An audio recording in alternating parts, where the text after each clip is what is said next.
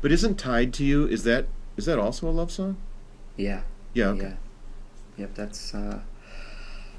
was written in a pretty hard time for.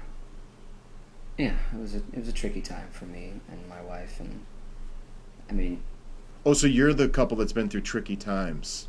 yeah. I mean, listen, I don't know what my tricky times are compared to other people's tricky times, but I just know that I'm a touring musician and I am gone 6 months a year, and I've been with the same woman for 8.5 years. So, you know, you can imagine the tricky times that come up just from being apart and then Yeah. being together, and I just cannot believe how lucky I am to have this particular woman and how wonderful she is, because it can't be easy. I mean, it must be like being married to someone in the military, minus, of course, that horrific threat of death. So it's not fair to even compare the two because of the element of danger that they have to go through. But it's like being deployed 6 months a year for almost a decade. 6 months to 10 months a year, almost a decade.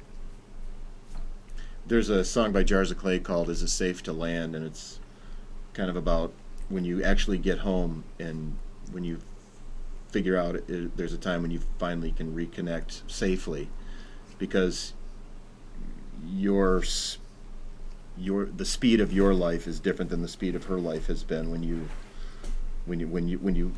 come back into that world, which is your world, but it wasn't the same without you there, So it's a really cool song. I really like it, and it's pretty insightful, I thought, for folks like you, because I'm not gone 6 months a year, and I like not being gone 6 months a year.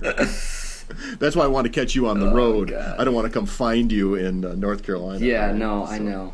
And I think if I had a mentor in some respect who had been through the touring and been through fame and been through it all, it would have been nice to have this explained to me, that the hardest thing isn't going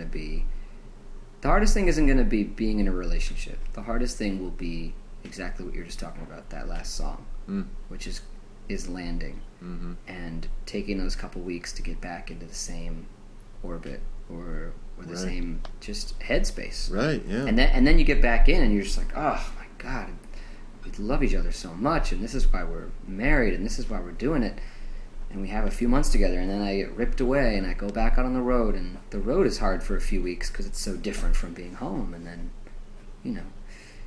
there's a lot of struggle to this crazy pursuit, and somehow it's more than worth it. It's crazy.